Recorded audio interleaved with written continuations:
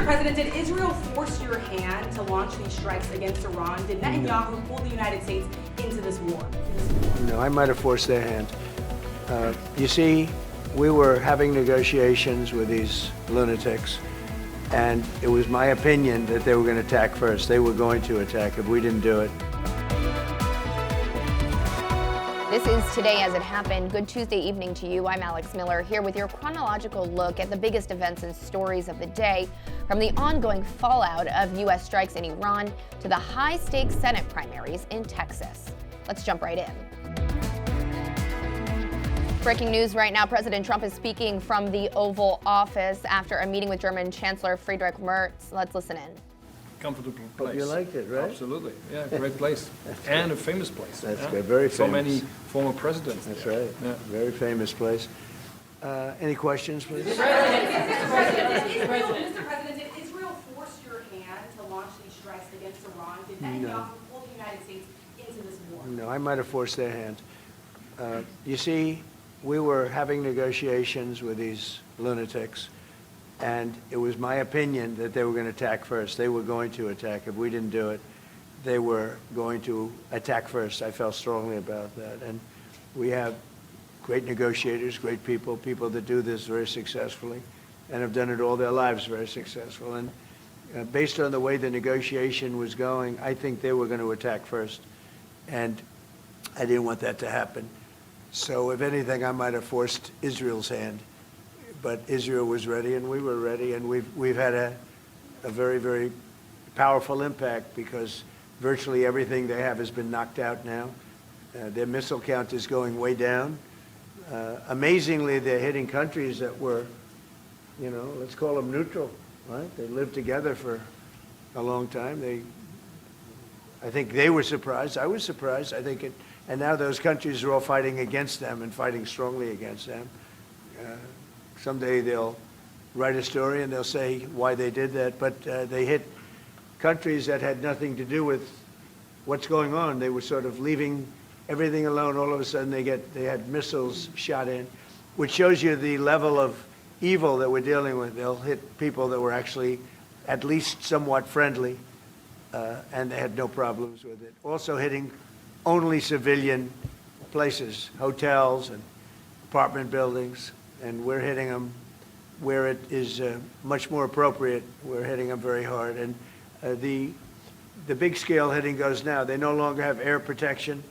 They no longer have any detection facilities at all left.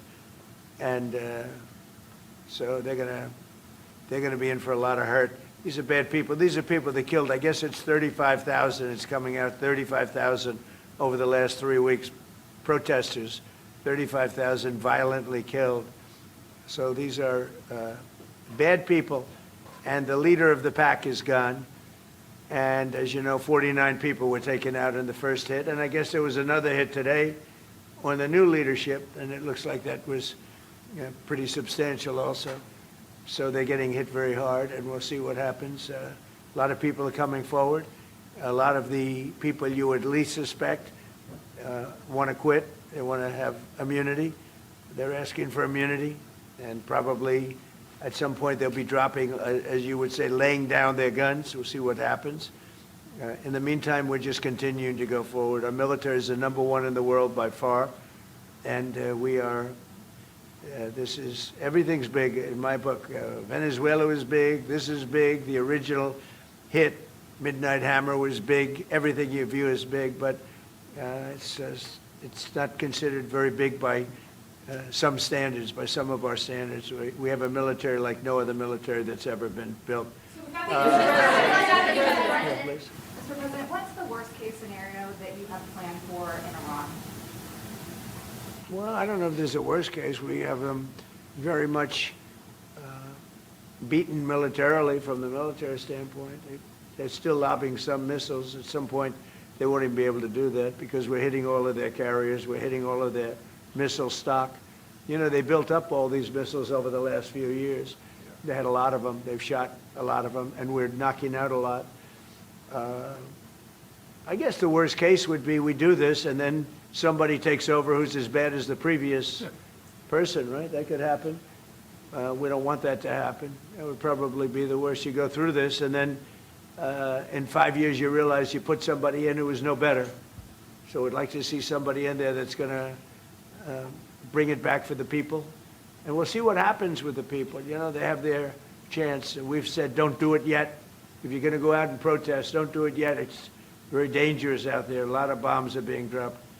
But I would say that would be about the worst. Do you have someone in mind right now? Because you said all the people you did have in mind have been taken out. What do you think? Well, most of the about people we had in Homeland? mind are dead. So, you know, we had some in mind from that group that is dead. And now we have another group, they may be dead also, based on reports. So I guess you have a third wave coming in. Pretty soon we're not going to know anybody. But we have, I mean, Venezuela was so incredible because we did the attack and we kept government totally intact. And we have Delcy, who's been very good. We have the whole chain of command, and they've been, you know, look, the relationship's been great. We've taken out 100 million barrels of oil already, and a big part of that goes to them, and a big part goes to us.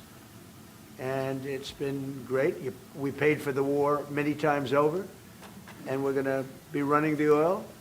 And Venezuela is going to make more money than they ever made, and that's great for the people. The relationship has been great. It's been seamless.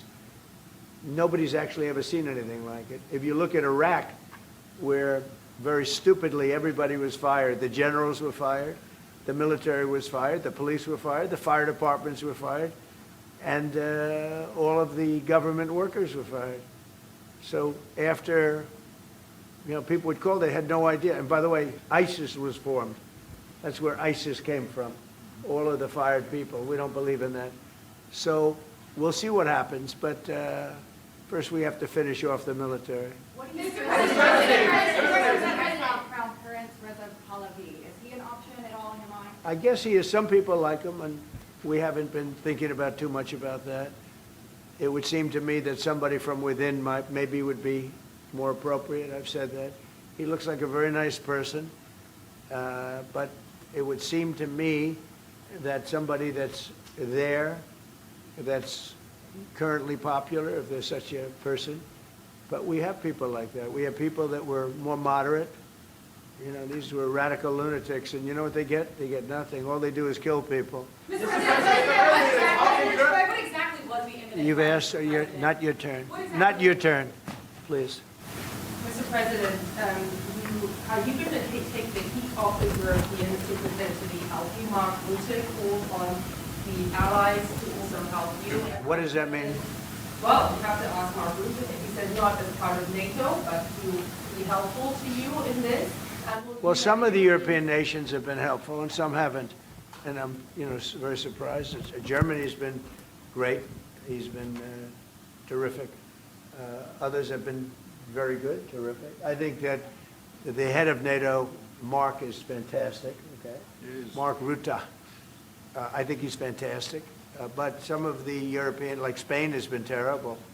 In fact, I told Scott to cut off all dealings with Spain. Spain, first of all, it started when every European nation, at my request, paid 5%, which they should be doing.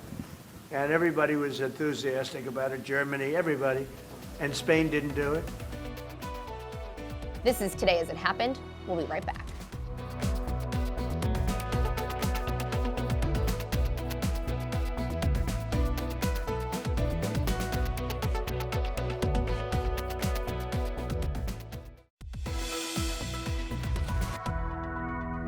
Welcome back to Today as It Happened. Let's check back in on our daily briefing of today's top stories. An investigation is underway after a plane crash landed into the Hudson River. Officials say a pilot and passenger went down near New York Stewart International Airport Monday night. First responders say the pair was able to swim to shore despite icy conditions. It is still unclear what went wrong. The two people have only minor injuries. Congresswoman Nancy Mace is under investigation for allegedly defrauding a program designed to help lawmakers pay for housing in Washington, D.C. The Office of Congressional Conduct says Mace received $9,500 beyond the actual cost of her residence. Investigators say there's reason to believe the South Carolina Republican engaged in, quote, improper reimbursement practices. Mace has denied the claim. She's not running for re-election, but is seeking the GOP nomination for South Carolina's gubernatorial race. The House Oversight Committee released video footage of closed-door depositions with Bill and Hillary Clinton as part of its Jeffrey Epstein investigation.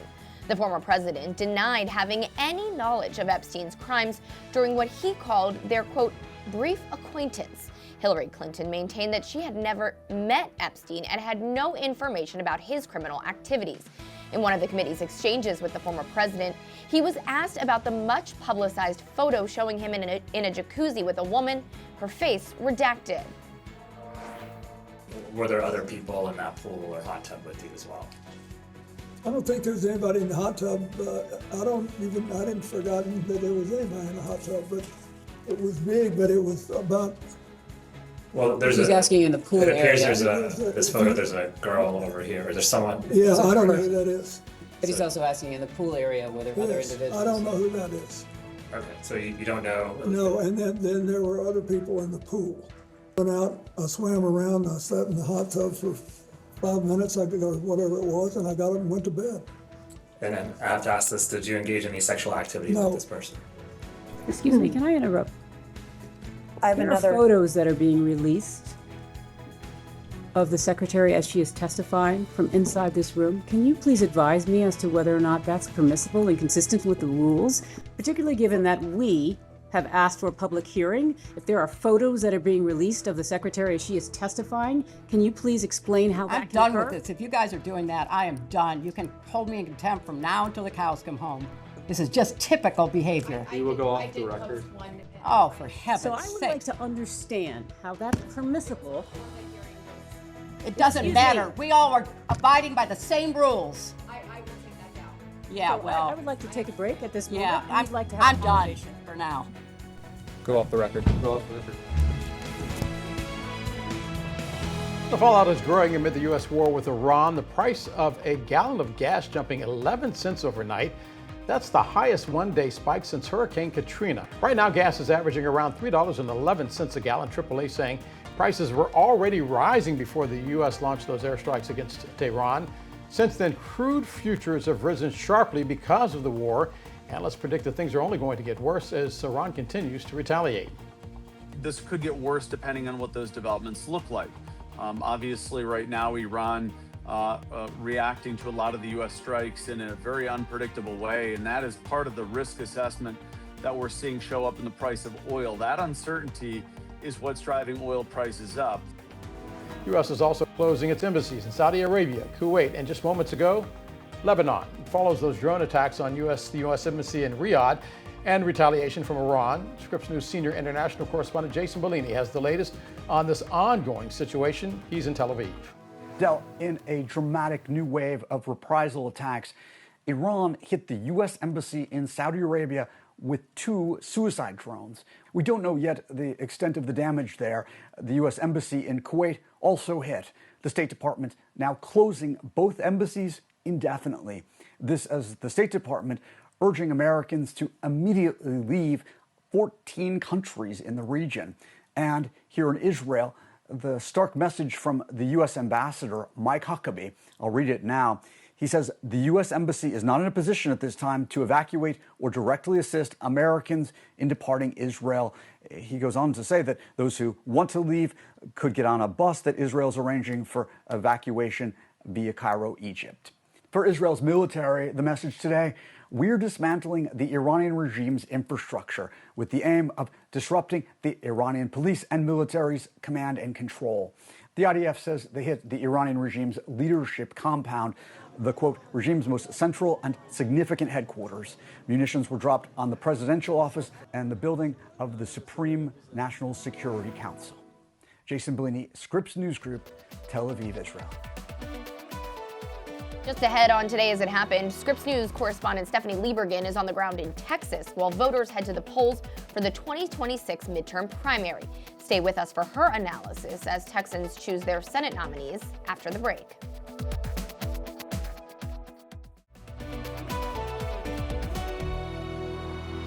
Thanks for staying with us on Today As It Happened. I'm Alex Miller with your daily look at the day's biggest stories.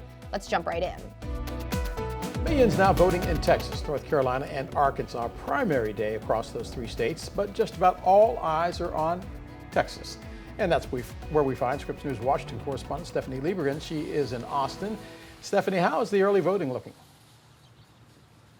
Hey, Del, good afternoon. Well, there has been a steady line of voters. You might be hard to see them in the shadows behind me, but this line has not gotten any shorter from when we got here this morning. It hasn't gotten any longer, so it certainly looks like the enthusiasm, the turnout is going to be there for this election. And we have already seen really record-breaking turnout, could be record-breaking turnout on the early voting side, early in-person voting and mail-in ballots. Over 1.3 million Democrats voted early, which absolutely shatters the Democratic early voting turnout for the last two primary cycles in 2024 and 2022. And then behind me, seeing this line stay steadily long all day long certainly means we could be on the road for some record turnout here in Texas for this first primary, really kicking off the election primary season. But the turnout also could be the record amount of money that has been spent in this state, Del. According to the folks at Ad Impact, over $122 million was spent on these two Texas Senate primaries on the Republican side and on the Democratic side. Now, about 3/4 of that money was spent on the Republican side, which is not too surprising considering Texas is a pretty conservative red state. But we could be, this could be starting us off for some really great turnout numbers for this primary season. So let's take a deeper dive. Let's talk about the Republicans first. That Senate race, John Cornyn facing the state's AG, Ken Paxton. So those are kind of the top two names in this race, but you can't forget the third Republican name that is notable, likely to draw some votes once we get those results in later today, and that's U.S. Representative Wesley Hunt. There are some other Republicans on the ballot, but those are really the top three names with any sort of chance at trying to win this primary. Cornyn is a longtime senator, longtime staple in Texas politics. He's running for his fifth term, running against the state's attorney general, largely Ken Paxton. And in an event yesterday that we were at with Senator Cornyn, he said that this is really about character, criticizing Paxton, who has been pretty scandal plagued, but that hasn't really brought him down. He has continued to win elections even after some scandals about corruption or bribery have come out, and he's now currently going through a messy divorce that is making headlines as well. So that's been the Cornyn argument in these last few days. But with Wesley Hunt in the race and potentially drawing enough votes that neither Cornyn or Paxton gets over 50%, that means we're likely headed to a runoff in this Republican race. That would be about 12 weeks from now in May. The expectation is that it's going to be Cornyn and Paxton in that runoff. Voters, of course, could always surprise us. If somebody does win the Republican primary today, I think that would be a really big surprise if we don't need that runoff in a few weeks. On the Democratic side, two rising stars of the Democratic Party, Congresswoman Jasmine Crockett facing off against James Tallarico. Exactly. The state representative, James Tallarico, really making a name for himself on the national political stage in the last few weeks, taking in millions of dollars. Again, that kind of record-breaking spending we have seen here in Texas. So Tallarico is a really soft-spoken, religious Democratic leader, really kind of leaning already into what he might pitch to voters in November, trying to reach across the aisle, making him someone that could appeal to Republican conservative voters here in Texas. Jasmine Crockett leaning into her style, which is that firebrand type of personality that we have seen in congressional hearings and we have seen in press conferences on the Hill. But there's an interesting note in this race in particular. I was watching local TV last night. There is an ad that's been airing that's paid for by Governor Greg Abbott, the Texas governor running for re-election, against and criticizing Jasmine Crockett. Those two aren't even on the same ballot today. Republican ballots, Democratic ballots, those are completely separate. So the fact that Republicans are already paying millions in ad money to attack Jasmine Crockett, that means they probably view her as the easier candidate to beat in November. But we'll have to see if any of that holds true. And then, of course, with other names on the Democratic ballot as well, there's always the chance of a Democratic runoff as well, but I think it's certainly less likely on that side. Joining me now, Scripps Political Director Andrew Rafferty. And Raf, one of the stories that we've been covering throughout the morning, Homeland Security Secretary Kristi Noem on Capitol Hill, getting grilled by both sides of the aisle. What are some of the politics playing out in that one? Yeah, well, it's interesting, of course. She has been on the defensive really since the beginning of the year. You could even go back longer than that, but certainly since her response to those two shootings in Minneapolis, and the American confidence in ICE activities has gone down. It was never particularly strong, but an NPR PBS Marist poll did show that it has gone up about 11 points in disapproval since last summer. The hearing that we've seen, those are those numbers, 65% of respondents say ICE has gone too far. That hearing that we've seen that has been playing out, it was almost akin to the mentality that Pam Bondi had, where she was just kind of throwing some questions back at lawmakers about individuals in their states who were killed. But it is interesting, and Nate was just talking about this, Nate Reed on Capitol Hill, is because of this shutdown over DHS, Republicans do feel like they have a little bit of leverage because of the threat from Iran. Of course, we talk about sleeper cells, what they could actually do to U.S. citizens and military operations. And so here's some Democrats, senators on Capitol Hill defending their take that DHS still needs to be reformed and can go without funding weeks ago. Still might be a good time, though, to hug a TSA agent next time you go to the airport. Yeah, not a bad idea. Scripps News political director Andrew Rafferty. Raff, as always, thank you very much. Coming up on Today as It Happened. This is not a necessary war. This is a war of choice. The president should be focused on lowering costs. Instead of mission creep abroad, we need cost relief here at home.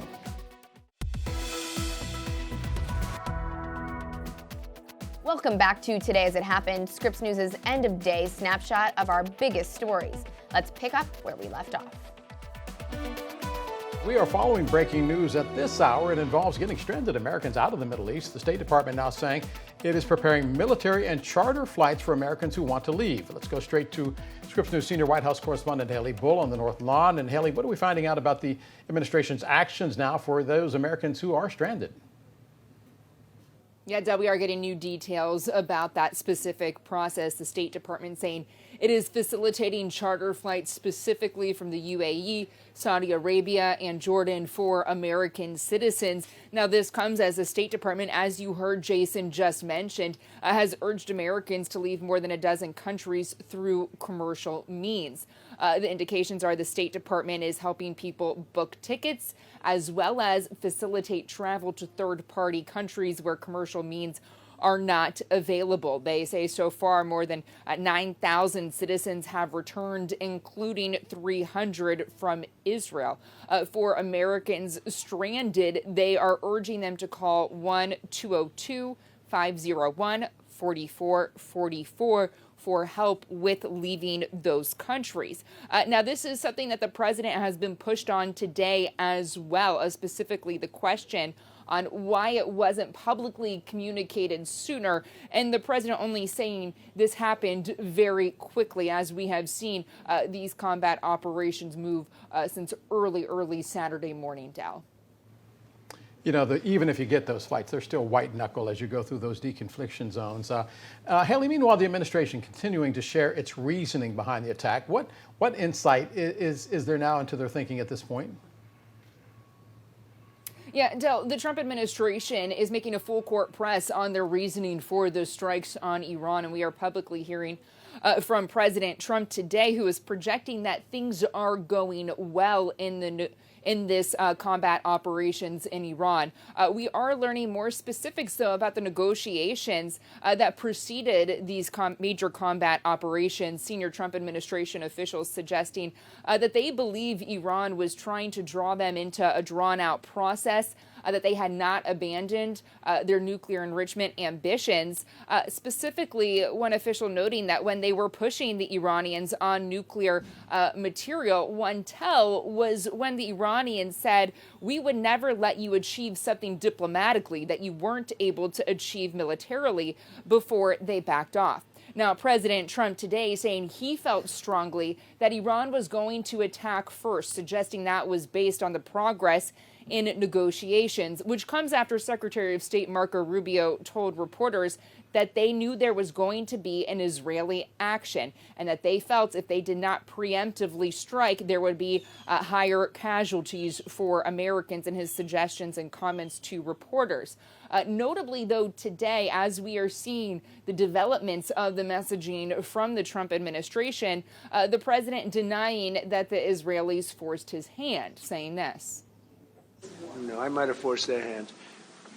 You see, we were having negotiations with these lunatics, and it was my opinion that they were going to attack first. They were going to attack. If we didn't do it, they were going to attack first. I felt strongly about that. And we have great negotiators, great people, people that do this very successfully and have done it all their lives very successful. And based on the way the negotiation was going, I think they were going to attack first. And I didn't want that to happen. So if anything, I might have forced Israel's hand.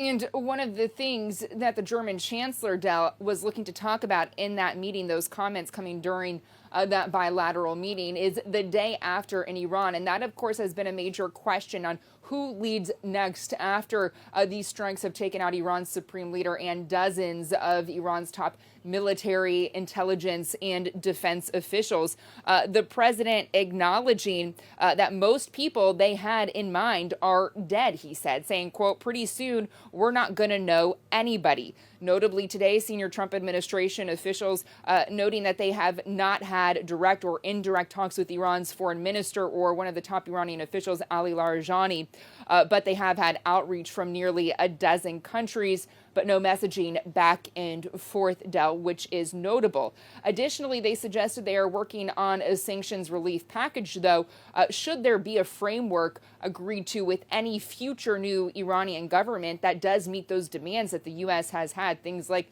no nuclear weapons, focusing on its ballistic missile program, no support for proxy groups, to name a few of those. Now, when we are looking at what is happening in the short term immediately, Dow, the president also revealing this afternoon that he's ordered the U.S. Development Finance Corporation to provide insurance and guarantees when it comes to maritime trade. This is notable given the focus on energy and oil amid Iran's strikes across the Middle Eastern region. Additionally, he said if it is needed, the military, specifically the U.S. Navy, will escort tankers through the Strait of Hormuz. So certainly a very significant development on that front as well, Dow. Major development indeed. Scripps News senior White House correspondent Haley Beauforce live on the North Lawn. Haley, thank you very much. Time to take a look at the closing bell on Wall Street.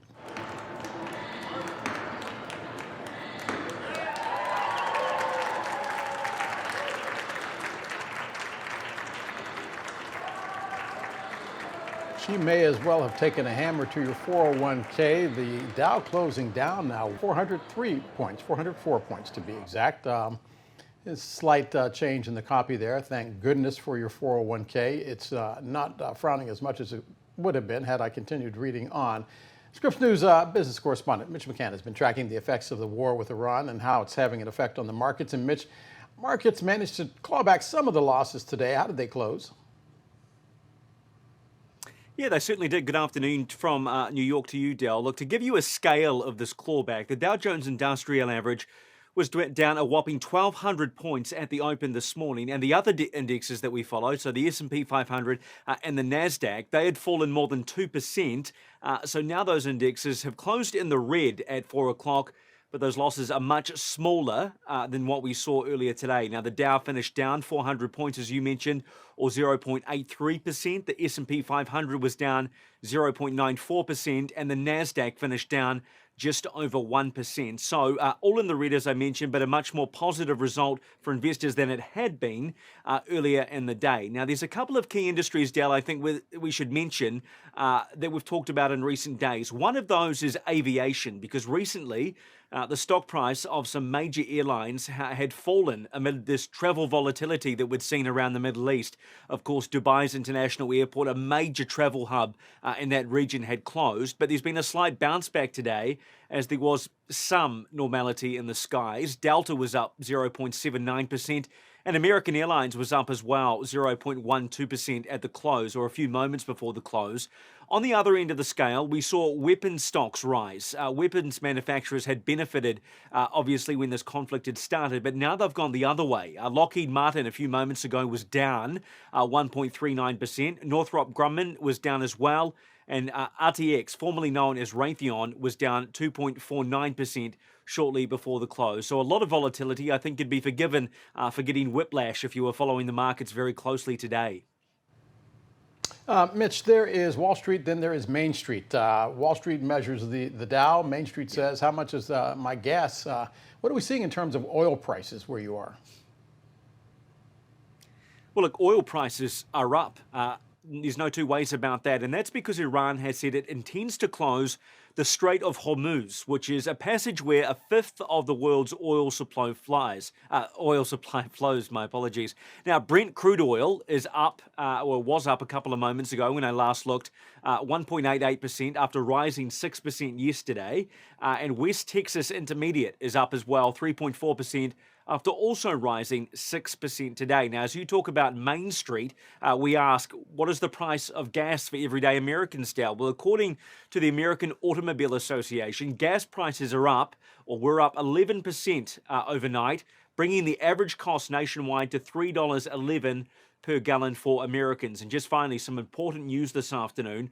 Donald Trump has said that if needed, the U.S. Navy will escort tankers through the Strait of Hormuz. Now, that does seem highly risky, but it also might help stabilize the cost of oil if that flow becomes less restricted. Certainly one to watch in that space.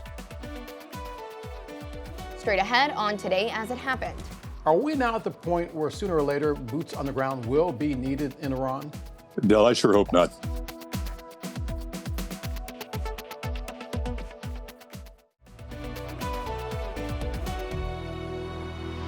Welcome back to Today As It Happened. I'm Alex Miller. Let's jump right back into our rundown of our top stories of the day.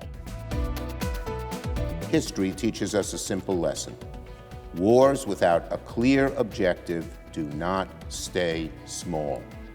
They get bigger, they get bloodier, they get longer, they get more expensive. This is not a defensive war. This is not a necessary war. This is a war of choice. On the campaign trail, Donald Trump and Republicans promised not to get the American people into endless, failed, foreign, forever wars. And yet Donald Trump has just gotten America into an endless war that he acknowledges and plans to be endless. The bottom line is this. The president determined we were not going to get hit first. It's that simple, guys. We are not going to put Americans' troops in harm's way. If you tell the president of the United States that if we don't go first, we're going to have more people killed and more people injured, the president's going to go first. That's what he did. That's what the president will always do. The war with Iran is going better than expected, so says the president today. But the war could go on for 5 weeks, maybe even longer. More ominous, though. The president has yet to say that it has unleashed the worst on Iran. He said, boots on the ground, not off the table. U.S. Army retired Major General Paul Eaton joins us now. Major General, anyone who remembers shock and awe when the U.S. launched combat operations in Iraq remembers what happened next. Are we now at the point where sooner or later boots on the ground will be needed in Iran? Del, I sure hope not. So talking to my peers who actually went through the same thing that I did, got there during the occupation, early part of the occupation after Baghdad had fallen. And what we're seeing right now in the Gulf with this business with Iran is starting to look like Iraq 2.0. And I'm not particularly enthusiastic with what we're seeing here. And I'm perfectly willing to share the major problem that we had in Iraq and what I think I'm seeing right now. Why do you think we're looking at Iraq 2.0? I'm curious to get your insights. So the military, we typically break warfare down into 3 levels: tactical, operational, and strategic. And the soldiers will take care of, the military will take care of the, typically the tactical and operational sides, but we expect our civilian leadership to help develop the strategic picture. And that hasn't happened from all the input that we're getting right now. And I mean, just today, we've heard the president say that he's got to provide military escort to ships in the Straits of Hormuz. That's the kind of planning that should have been developed well before we are where we are right now. And in Iraq, what happened, there are assumptions and there are sequels. The assumptions manage a, where we expect things to happen. Contingency planning address a failed assumption. And what we see right now is what we had in Iraq, where Secretary Rumsfeld forbade the CENTCOM commander to plan for the sequel and to plan certain contingencies for failed assumptions. And we're seeing the same thing develop right now in front of us. And what happened in Iraq was we took Baghdad, but the United States did not know or was prepared for what happened next. And that's what everybody's asking right now. What's the plan? What are you going to do now? I'm curious because I remember those days in Iraq, and we were bracing for the elite Republican Guard. And what we found out was that they blended into the population. They took off their uniforms, but they kept their weapons. We have a massive force inside Iraq, regardless of what the Air Force does, that will still have those guns. Do we know how to disarm the IRGC in Iran? You just hit the classic strategic failure that many, many leaders go through across history and across the world. Leaders tend to underestimate the capacities for warfare, the capabilities of their enemy, and they tend to overestimate their own capabilities to deal with that enemy. The two, when combined, create what, for instance, Putin is dealing with in Ukraine. He overestimated Russian firepower, Russian capability for warfare, and underestimated the Ukrainians. And those two create a fatal situation for the Russian army right now. Well, I'm not saying we underestimated the Iranians, but I'm confident that we did not have a 100% intelligence picture of what we were dealing with when you're talking about the psychology of the Iranian people. I'm curious, because you're talking about Ukraine right now. Is there the law of unintended consequences? Because we're not paying attention to Ukraine, but Russia gets a lot of its drones from Iran. Could this be the unintended consequence that actually winds up benefiting Ukraine? It could, but there are plenty of malactors willing to help the Russians navigate their problem that they created in Ukraine. The North Koreans are always in the wings. The Chinese. What worries me is what's been provided by China to Iran. Iran provides a significant amount of oil to the Chinese. And is there a quid pro quo, in fact or in development, that might see Iranians armed with some fairly sophisticated weaponry that the Chinese have built over time? We often talk about the lessons of Iraq. We don't spend much time talking about the lessons of Vietnam. And the lessons of Vietnam taught us that America doesn't necessarily have the patience or the stomach for prolonged wars. How much of a timeline do you give the White House before America grows tired of what's happening right now in the Middle East? Well, it may be a simple matter of logistics. The Iranians have a finite number of missiles that they are using to shape the battlefield for them. They're doing some innovative work with those missiles right now by going after soft targets, hotels, populated areas in at least 5, maybe 6 Arab countries right now. So the United States has a finite number, Israel has a finite number of fairly sophisticated, expensive systems to down their missiles. So who's going to come to the end of the supply line first, and how is that going to evolve in the next phase of warfare that might unfold in front of us right now. Final question. I only have 30 seconds left. Not being Pollyannish, because I am very familiar with the Iranians and their ability to stall, but did we pull the trigger too fast on diplomacy in this case? I believe we did. All factors, and this goes into the strategic solution of what we need. The diplomatic arm, the diplomatic power of the United States, economic power, information management power, all that blends into a solution. And I don't think that we gave diplomacy a chance here. U.S. Army retired Major General Paul Eaton. Major General, as always, thanks for being with us. Coming up on Today As It Happened. The housing market is slowly recovering. Mortgage rates are down and inventory is rising. But is it enough for renters to buy? I'm Maura Barrett. What experts say about affordability and 3 steps to boost your chances of owning a home.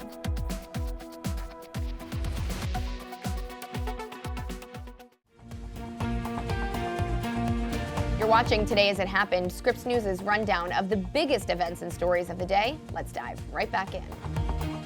Homes in the U.S. are selling for a median sale price of about $420,000. Mortgage rates at 6% or below will make homes more affordable for many buyers. However, home buyers often spend more than they intended, bypassing a simple rule of thumb. 2025 was a slow, challenging year for the housing market. But heading into spring, probably not a boom by any means, but growth, stable growth. Realtors are optimistic. I think this year will be a really solid year. With mortgage rates falling, the housing supply is likely to improve, according to Joel Berner with Realtor.com. Before, where people felt locked in to their low rate, feeling like it's not really worth it to buy a new home because they've got such favorable financing on the home they already own, that effect is starting to degrade. But for renters trying to become homeowners, lower rates alone won't cut it. It is kind of frustrating for renters, especially if their rent is higher than their potential mortgage payment. Miranda Marquette is a consumer advocate for the moving platform Moving Place, which recently analyzed the 2836 rule, a guideline used by mortgage lenders to determine how much house you can afford. Under the rule, buyers should spend no more than 28% of their monthly income on housing and no more than 36% on total debt. But Moving Place found only 3 of 150 zip codes reviewed met the mortgage-to-income ratio below 28%. It's a sign that affordability is tight and personal. It's not just your mortgage and interest payment. It's not just the down payment that you're saving up for. You're also going to have to think about things like, well, if I'm in a bigger place, is it going to cost more for electricity and for heating and for water? To improve your debt-to-income ratio, pay down debt before buying. Consider a less expensive home or location, and check if you're eligible for down payment assistance. Once you're ready, higher inventory should give buyers more time to decide. It helps buyers not feel so frenzied because they can go look at a few homes at a time. Maura Barrett, Scripps News Group. Thank you for spending some of your evening with Today As It Happened. I'm Alex Miller. Have an excellent Tuesday night.